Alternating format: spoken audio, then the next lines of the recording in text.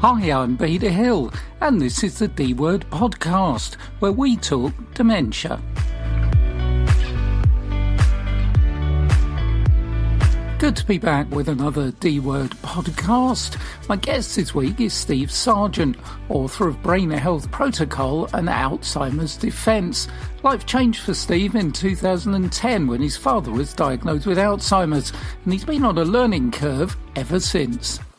Well, my father passed away with Alzheimer's in 2010, and also a couple of his sisters had Alzheimer's. Didn't really hit me until he had it that, okay, this thing may be genetic, so I need to start looking into it. And that, because I'll be honest with you, I didn't know anything. I didn't know anything about it.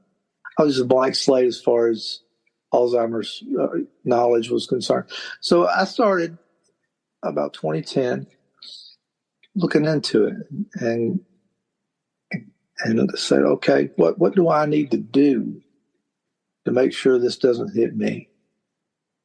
So I started looking into it. Of course, by that time we had everything on the internet, do a lot of studying. There's a lot of information coming out of India on Alzheimer's. Tremendous amount of information. And it's stuff that our doctors over here are not doing. So started looking into it, and a lot of the Indian doctors were saying, number one, you need to exercise. Well, I was doing that. Okay. I was already, gym all the time, gym every day. Certain foods that you needed to eat, they were touting, getting off of sugars and things like that. Some certain herbs, roots, minerals, things like that. And I looked at the list that was already out there, and I said, I'm already doing a lot of this. But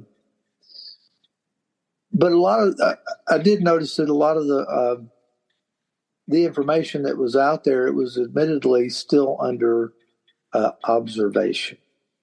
So that led me to believe that, okay, there's some more information here. They don't seem really certain about a lot of this, some of it. The exercise was that was a bullet. Okay. This is an absolute. Okay. So I was happy about that. So I started looking into it more, and I just over the course of the last 13 years, I've just continued looking into it, and it's a broad subject. It's such a broad subject, and you start on one idea, and then you run down this rabbit hole. And I mentioned in the book, the term rabbit hole is probably an overused term, but when it comes to studying the different all of the different areas that there are to study about Alzheimer's, you're running down rabbit holes, and you're running pretty deep. There's a lot of things. So, that's how I got started. I learned a lot, and still learning. I'm still learning things. I'm still picking things up. I was unfortunate. I picked up something that now since I actually put the book out, something about fluoride that I didn't put in the book, and I was going, I really wish I'd have put that in the book. But it's okay. Maybe I'll do a revision. Yeah, it sounds like Volume 2 is already calling, Steve. With it is. Yeah, it is. I'm planning on another one and calling it Body Health Protocol. So it'll be more about the whole organism, the entire organism. But for now, just got this one out there, tried to promote this one, and get it out in the market. Right now, it's just on Amazon. It's in paperback and also ebook. But I'm about to put it out on some other platforms, some other marketplaces, internet marketplaces, and it's on Amazon in the UK. Amazon UK, it's out there, so you folks can get a hold of it. Yeah, I mean, it's a very steep learning curve, isn't it? And I guess Oh, when when we're looking at Dr. Google, as I call it, one of the major things to be able to do is sort out the stuff that's important and the stuff that isn't. oh yeah, it is. And there's been it's not recent, but it's fairly recent that, and it's stirred up hornet's nest that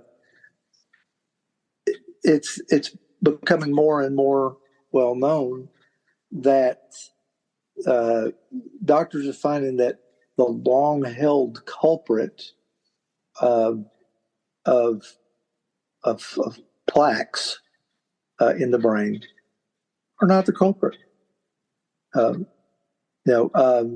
That's actually a product of Alzheimer's. It's not a cause of. So now the doctors are kind of backpedaling because they stayed on that for so long. They stayed on the plaques for so long, and they wouldn't look at anything else. But that's the way medical science is. Like I said, they find a rabbit hole to go down. They go down that rabbit hole, and they don't come back, and they don't look at anything else for I don't know. It could be decades. But now they're finding other things. More research is finding other things that it could be. Now it's sugars. Sugars are an enormous contributing factor.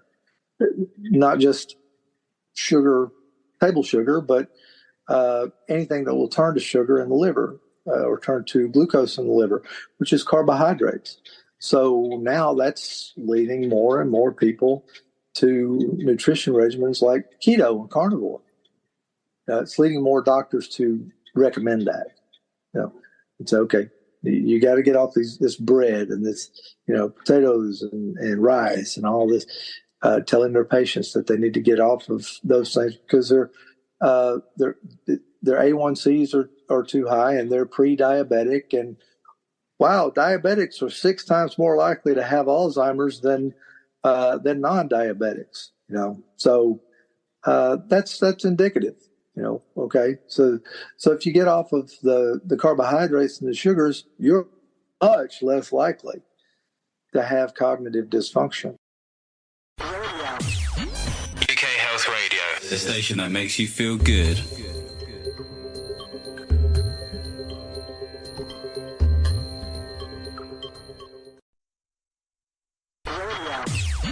UK Health Radio, the station that makes you feel good.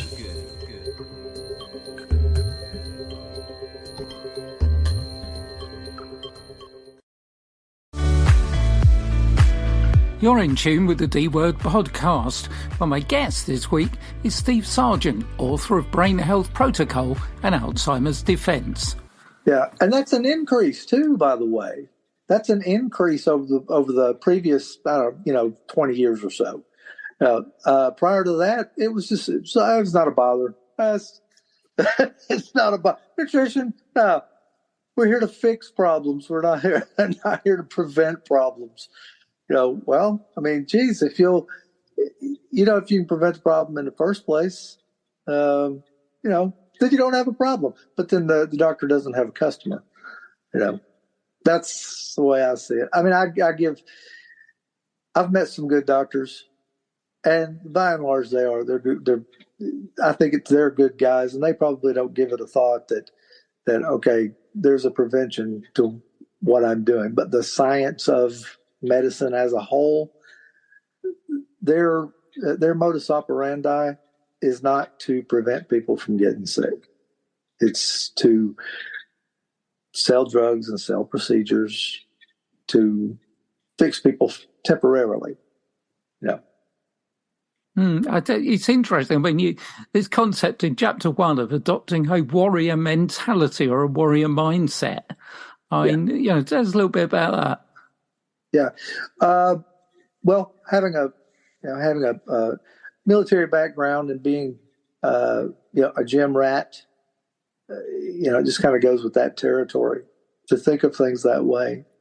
And when you have that warrior mindset, you're ready to adapt. It's a whatever it takes attitude. It's because, like I also say in the book, I've talked to a lot of people over the years about losing weight and about lowering their. People hate it when I say this. I get so many comments when I say this, but you can take yourself. If you have type 2 diabetes, a person who has type 2 diabetes can get off of insulin. Okay? They absolutely can. It's been done many, many, many times. And people harangue me when I say that. So you're going to kill somebody. No. It's just, if you think that, just keep taking the insulin and don't worry about it. But if you take the approach, you can bring yourself off of insulin slowly.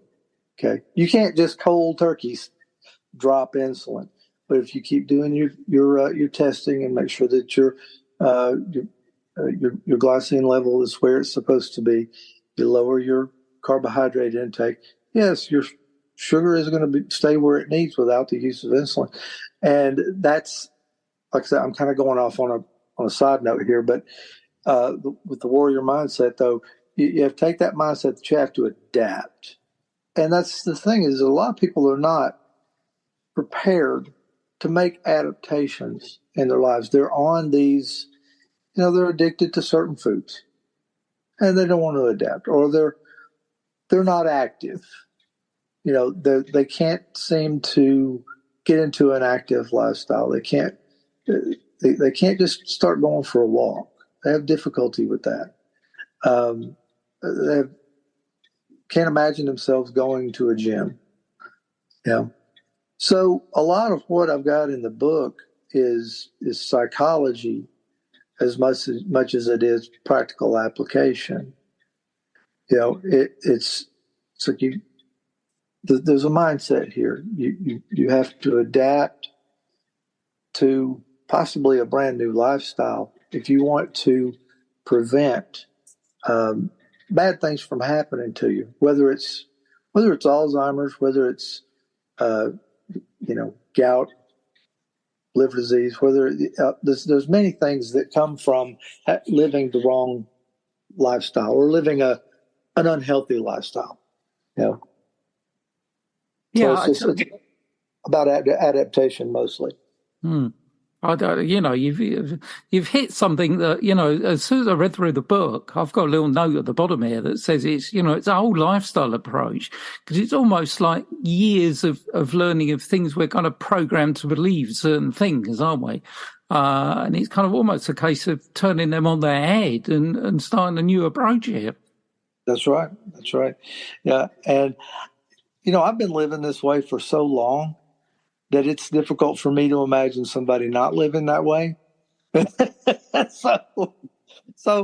I have to remind myself, wait a minute, there are people who don't go to the gym every day. There are people who, who eat all day long. There are people who snack.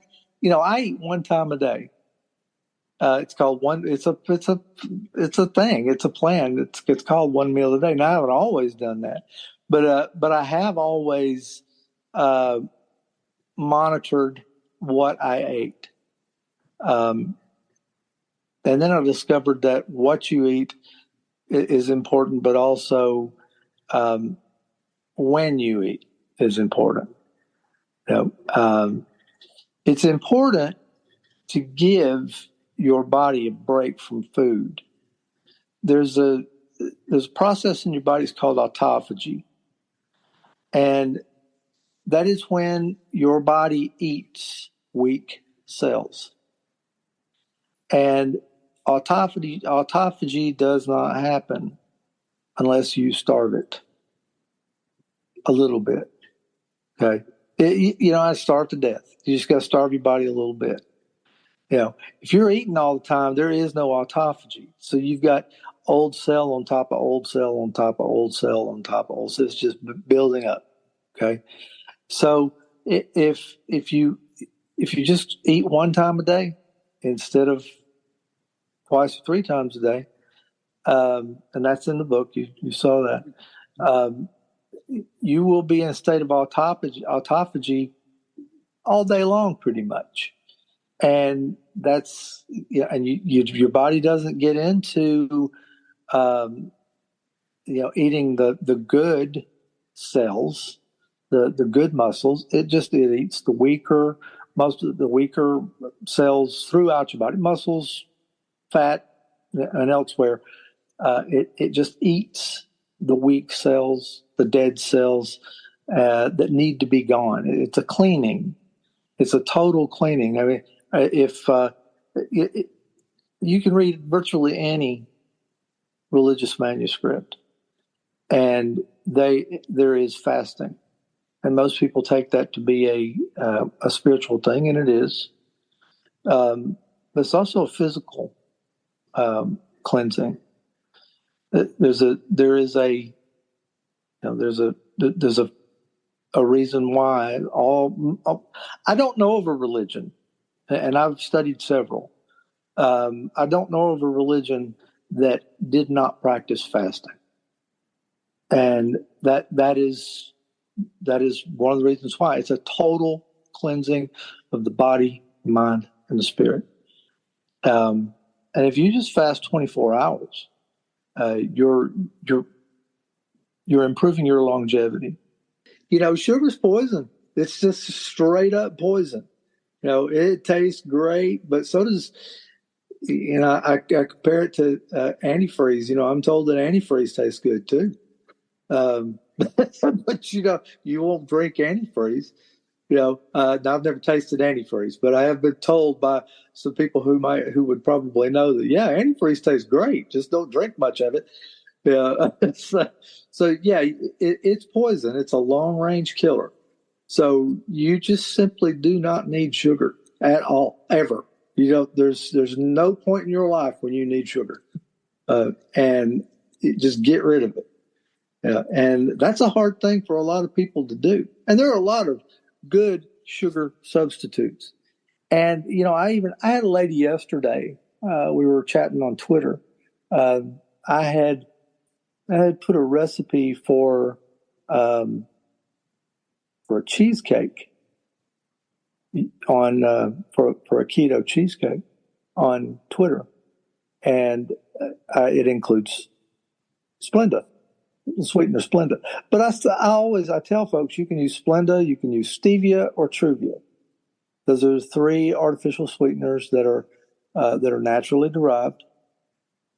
And this one lady, she commented that, hasn't Splenda been shown to disrupt the gut biome? And I saw the study on that and did some research. And went back and did a little research on it.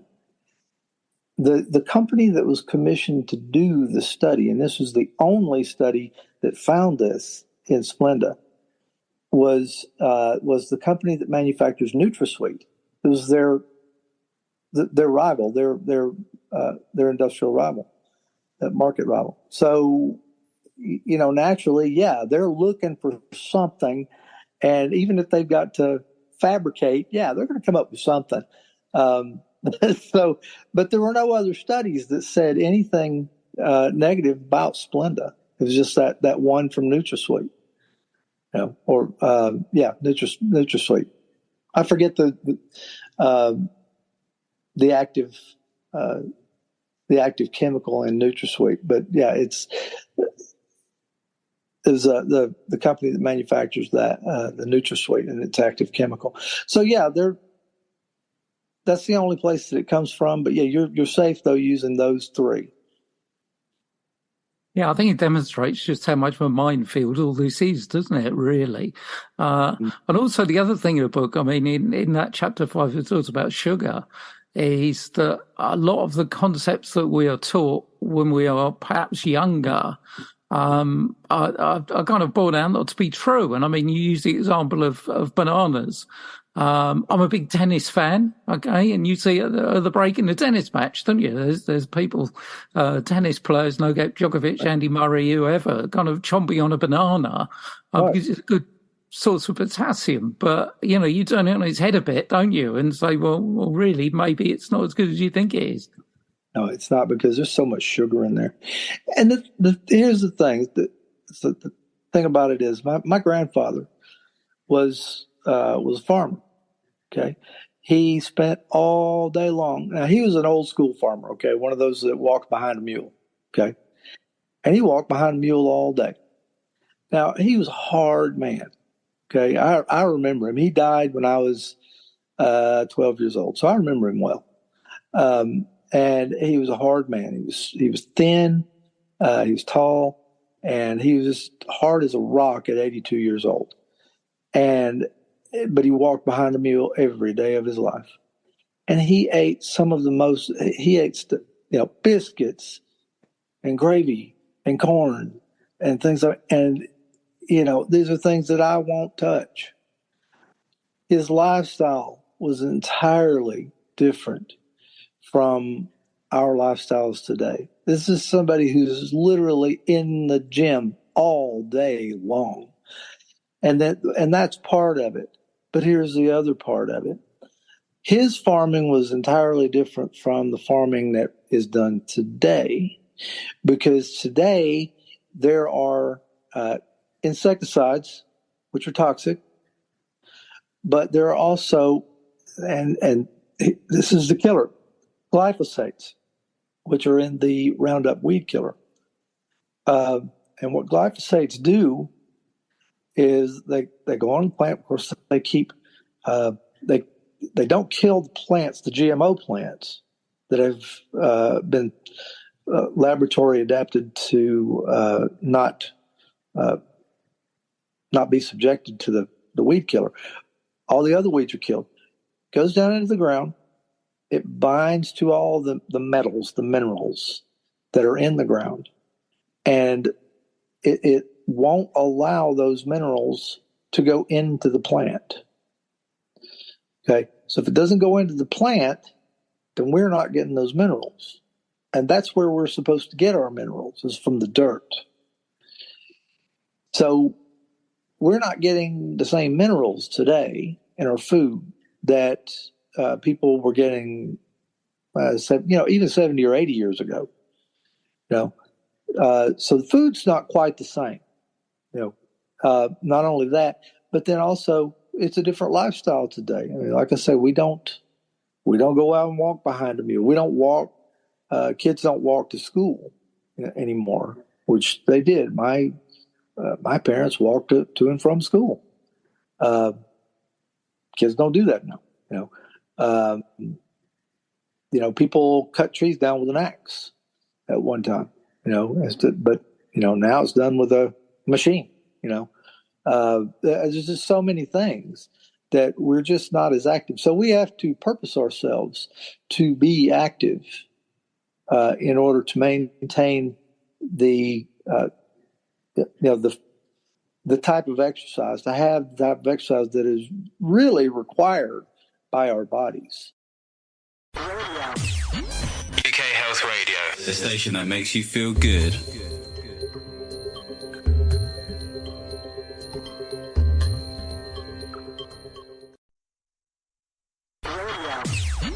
UK Health Radio, the station that makes you feel good.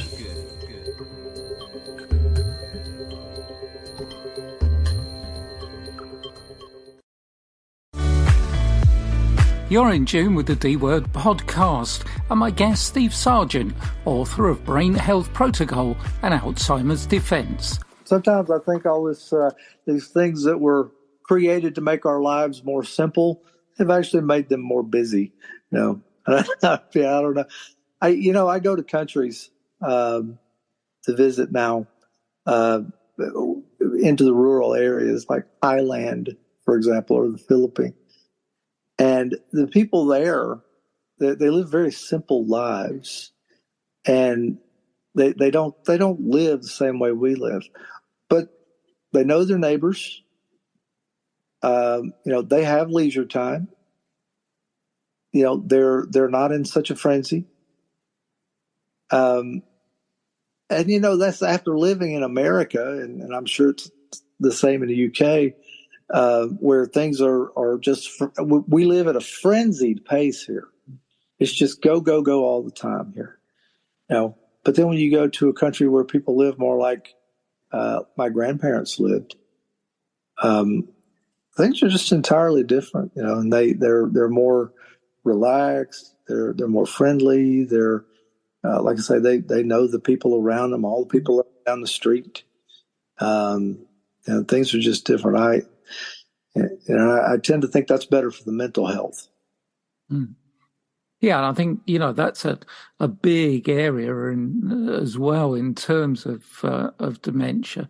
I mean, do you feel now we're actually looking at things like brain health, etc.? Because previously, most of the headlines we had here in the UK about searching for a cure are not actually about searching for the causative factors.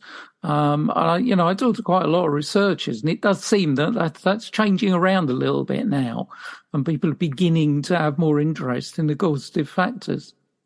I think it is. Yeah, but I think that's driven by so many people like you and me, and others like us. There are a lot of people. I'll tell you what, social media has moved a lot of that. Because now you've got people who can get together on social media, just like we've done, discuss these things, and push the other end, not having to wait for medical science to, fish around and try to find something. People are doing their own research. People are trying things, and people are. Looking at other countries, looking at seeing what other countries are doing. Like I say, if you dig a little bit, Indian doctors are way ahead on this, and I think it's important. I would like to see Western medicine take a turn to the East, because I think they've been around. They've been taking care of people for a lot longer than we have in the West. For thousands and thousands of years. You've got the doctors in India that have been, studying these roots and herbs. And the thing about it is, they still use these roots and herbs in their contemporary medicine. They haven't discarded the things that the John D. Rockefeller medical system did. They're still using turmeric and ginger and ashwagandha and and cordyceps, all the mushrooms. They're using all this stuff. It just every day. It's just in their regular medicine. And I think we need to get back to that.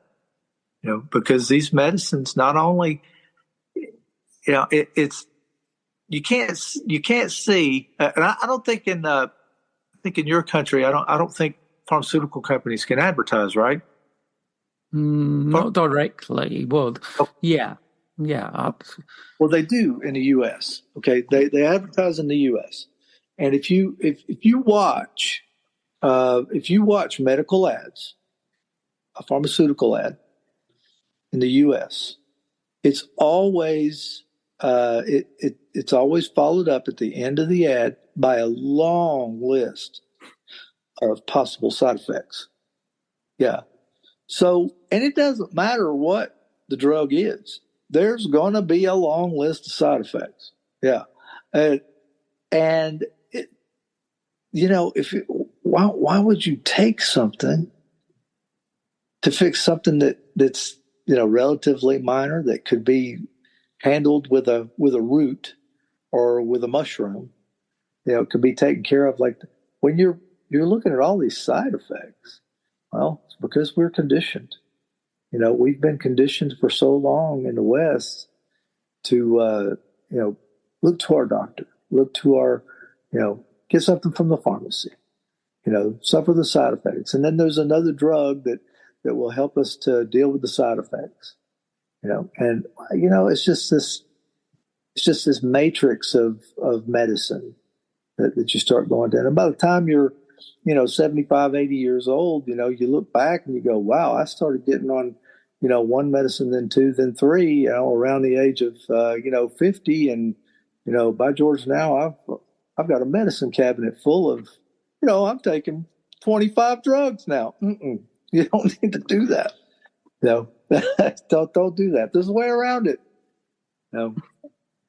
Yeah, it's the kind of hope that now we've got technology available. Even 20 years ago, me talking to you, 3,000 miles apart would have been a difficult thing. And it's the hope that, all those researchers and all those medics now have the ability to get together and, take all the good that's happening, wherever it's happening, basically. Absolutely. That's right. And there's a lot of, like I said, the modern technology has made us busier and more frantic, but there's a lot of good that has come from it as well. Like this, being able to share information and those kinds of things. Yeah. So, yeah, I do say, I see a lot of, there are a lot of Indian doctors that come to the United States. They come over here. So, and I'm admittedly removed from the Western medical community. So I'm not sure if these Indian doctors are bringing their knowledge of herbal medicine to us. I would certainly hope that they are, because that's something we need. The only, there might be an issue, though, legally, if they were, if they were prescribing herbs and minerals and roots and things like that. If they were prescribing those in America, we're such a litigious society here. We'll sue anybody at the drop of a hat for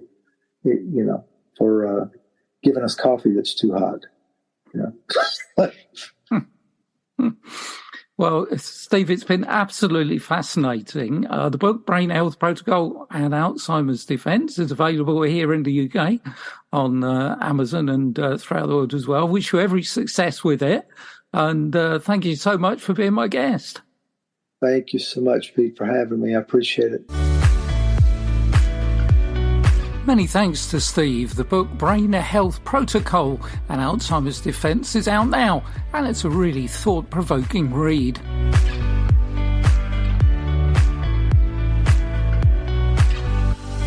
That's it for this time around. Hope you join me again soon for another D-Word podcast.